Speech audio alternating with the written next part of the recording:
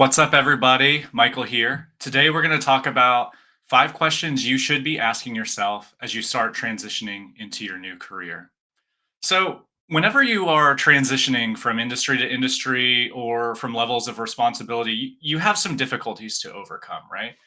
You have to rely on transferable skills where you've got other folks who are competing against you who might have actual direct skills in the area.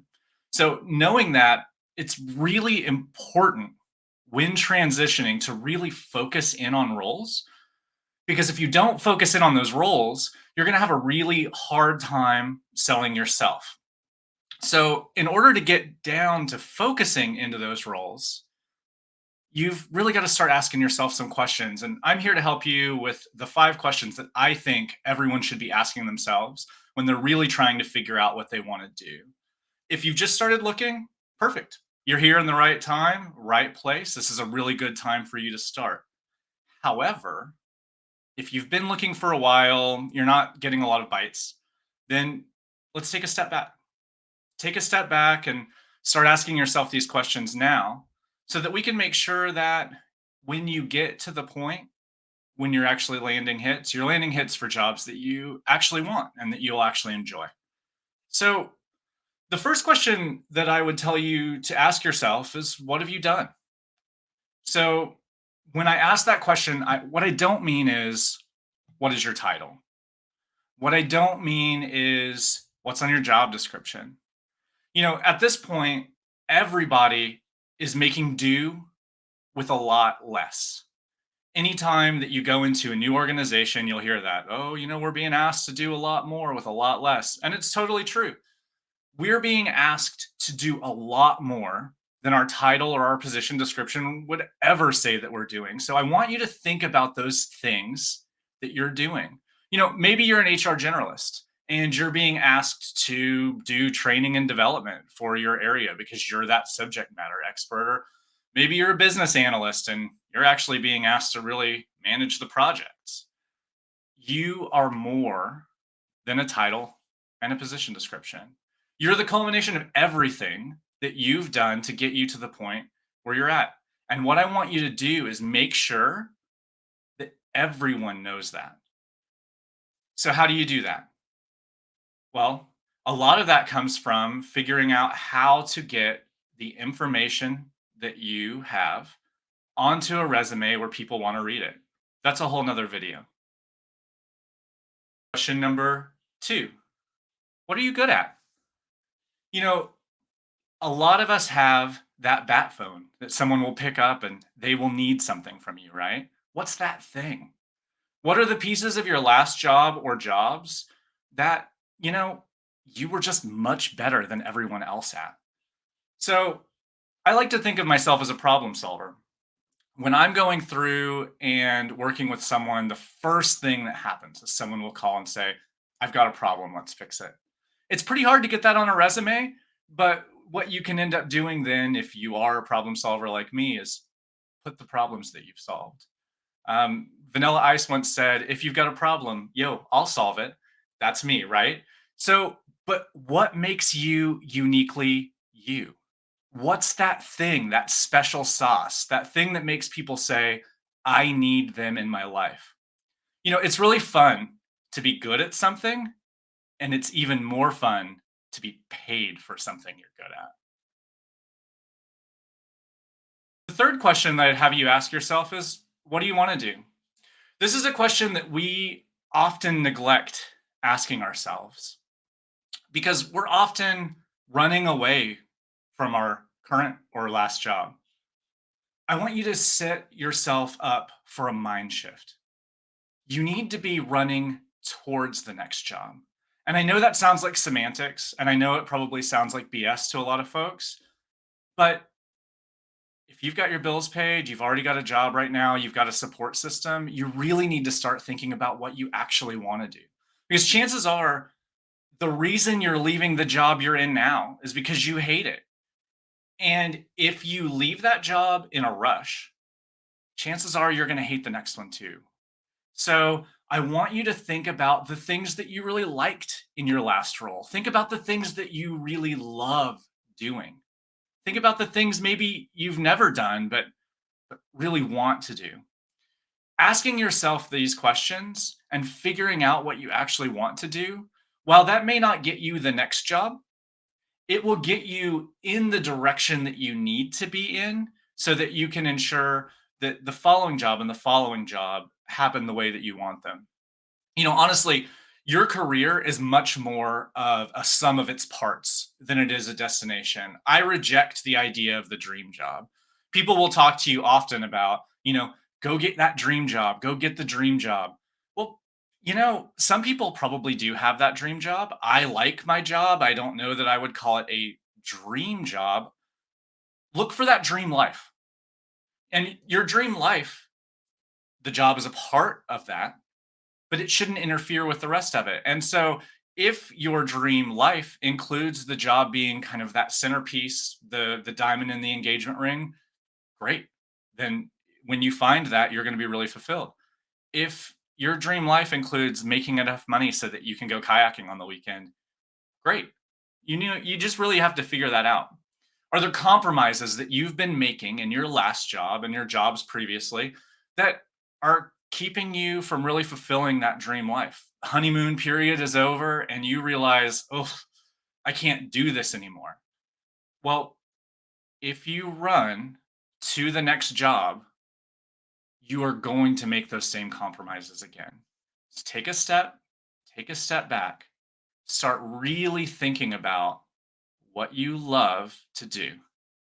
And those questions are really going to help you figure that out and figure out what the next steps are. You know, I think about this a lot, but when we were kids, children play all sorts of roles. They see adults playing roles. I had a lot of friends when I was a kid that played as teachers, and a lot of them actually ended up being teachers, right? I know people who play doctor, people who play soldier, policeman, or even homemaker. People don't play business analyst. People don't play HR generalist. People don't play administrative assistant. That doesn't make those jobs any less valid, but it does make it hard for us to think about what's next, especially if we come from one of those quintessential jobs, right? I have a lot of folks that I interact with, and as a career coach, I often am I'm working with folks who come from those kind of jobs, frontline jobs, teachers, nurses, that sort of thing, and leaving those jobs feels incredibly overwhelming because it's the job that you've been. You started as a kid pretending to be in front of the classroom, and now you're thinking, well, what the hell's a data analyst? That's incredibly difficult to overcome. And so asking yourself these questions, allowing yourself to kind of get past those things that are holding you back, to really start thinking about what fits in with that dream life. This can take some time. Don't rush it. Take some time to really think about what is going to work for you and work around your schedule. So, before we talk about the final two questions, this is a not sponsored post or not sponsored live, right? But we're kind of sponsoring ourselves here. So, I want to mention some free resources that and when I say we, my wife and I send it to success, have created to help folks make a transition. So, we have a free resume guide that is a really great guide that works for a majority of folks, and it helps you with things not to do. And also, we have a guide made specifically for teachers who are leaving the classroom. It's based off of some experience that I had when I left the classroom, as well as things that we've been asked over the last year or so as we've been working with teachers. So, um, in the link below, there will be a link to that, but you can also just put into your browser, send it to success.com/resources, and grab one or both. They can be super helpful for you. And honestly, if you see some things that you have additional questions over, we would love to hear back from you. Okay, so back to the final two questions. And I think these questions are incredibly important. So, the next question, question number 4, what are your values? We talk a lot about our values, when we are thinking about, um, what church we may go to or what people we might hang out with. But your values affect the kinds of jobs that you're going to be compatible with as well. Do you value time with your family? Do you value travel? Do you just want to get that bag, right? If money is the value and that's the reason that you are working, some industries are going to jive with that. Some industries aren't. For folks that I work with who are in the public sector or who are teachers, you kind of know what you're getting, and it's probably not that bad. So, knowing what you value is really, really powerful in finding that next job. So, what are values? We know them when we see them. And so it's pretty easy to say, well, my values are this, but let me give you that dictionary definition of what a value is. So, your values are your unique beliefs and principles that guide you. Working in your values are going to make you feel more energized rather than more depleted. And that's something that is really powerful to think about. If you are going home every day after work and you're exhausted, and I mean, believe me, I've been tired after work. But if you are leaving day in and day out, mentally fatigued, possibly mentally ill, drained, exhausted, well, guess what? You may be working outside your values. That's not to say you're working for an immoral company or something like that, but it does say that, some of your values are being misplaced. I want you to think about your highs and your lows, your highest highs and your lowest lows. When have you felt your highest? Maybe it was when you were working with that team and you had a phenomenal project that went off without a hitch and you learned about the joy of collaboration. Or maybe it was when you actually got some time to yourself, some autonomy to build the thing that you really wanted to. Well, that really affects what values you have. What about when you were your lowest? Maybe it has to do with lack of recognition at your current company or a blatant disrespect for its workforce. Maybe you need a sense of community that's not being maintained. That's part of your values. Maybe it's none of those things. I don't know what your values are, and I really can't set them for you. Your values are your own, and you have to figure out what those are. Now, I can tell you with our clients, we have a number of ways that we work with folks. One of them, and feel free to Google this stuff or feel free to let us know that you want to chat. But we use things like the ikigai, which I think is a really great Japanese concept to figure out kind of where you should fit in the world. We also tell folks to journal a bit, figure out what works and what doesn't, think about what their ideal day is. There are lots of ways to self reflect, and that's a whole video in and of itself. And maybe we'll do that in the future if that's something that's interesting. But it's incredibly important to do that self reflection and really think about what's going to energize you when you move into your next role. The final question, and this is a question that I've added recently. It's not a question that I would have thought about asking previously, but it really came out of working with a client, actually. And the fifth question is, do you have a dream role or a dream industry? If you have a dream role, you need to ask yourself if you are qualified for that dream role. And chances are you may not be. A lot of dream roles are aspirational.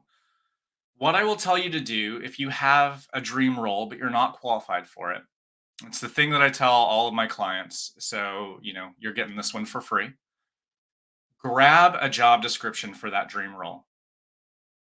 Print it, do whatever you need to do to get it to where you can highlight it. I'm a paperless guy myself, so I'll digitally go through and highlight, but go through and highlight everything that you can do in one color.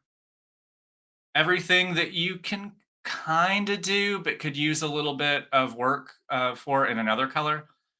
And, maybe finally underline all of the things that you definitely can't do. So what do you do now? Because clearly you can't get this job. Look at your skill gap And your skill gap are all of those things that your dream role needs to be able to do that you can't do right now. Great. So your next job needs to get you some of those pieces of your skill gap. And if you can't get them all, fine. Every piece of your career, again, is a part of that journey. So we're not talking about a career destination, we're talking about a career journey. And so each subsequent role that you go for should get you some of those pieces. Or if you decide to upskill in something, either by doing a certificate program or go back to university, get more of those pieces so that eventually you are ready for that dream role. So let's take a step back. What if it's a dream industry? So this is the part where I talk about why this question was added. And it's because I worked with a client recently who had a dream industry. She really wanted to work in a particular industry. She didn't care what she did. That was not a part of her dream. Her dream was to work in that industry. And there are probably a lot of you out there. I talk to a lot of folks who really want to work in diversity, equity, and inclusion. That's what they want to do. They want to work for a company that's the value for. They'd wash toilets to work in DEI, but that's where they want to be. So if that's you and you've got a place that you want to be, but you have less of a desire to do a certain task, that's actually kind of great because a lot of companies have more administrative roles. A lot of companies have a sales team, an HR team, all of these things that keep the lights on. So if you really want to work around video games, software as a service, um, the medical profession, DEI, whatever these things that you want to do are, but you don't have the technical skills, don't fret. It's not a big deal. Start looking at what administrative tasks that you have, or start looking at what support functions that you have so that you can move into that industry and kind of move from there. And, maybe that makes you more qualified for some other things down the line. I would say the world is your oyster, really, if you're kind of in that realm. If you are just itching to work for a certain kind of company or maybe even a specific company, well, you don't have to do the thing they're famous for to get a job at that company. That's the final question that I'm going to go over today. And for everyone who's here live, thank you so much for being here. This will be going up on feeds later. So if you weren't, thank you for making it to the end anyway as a replay. If you enjoyed this video, we are going to be doing things like this every week. So what you really need to do is throw me a like and subscribe. Then you can see the weekly content. Thank you so much, and good luck out there.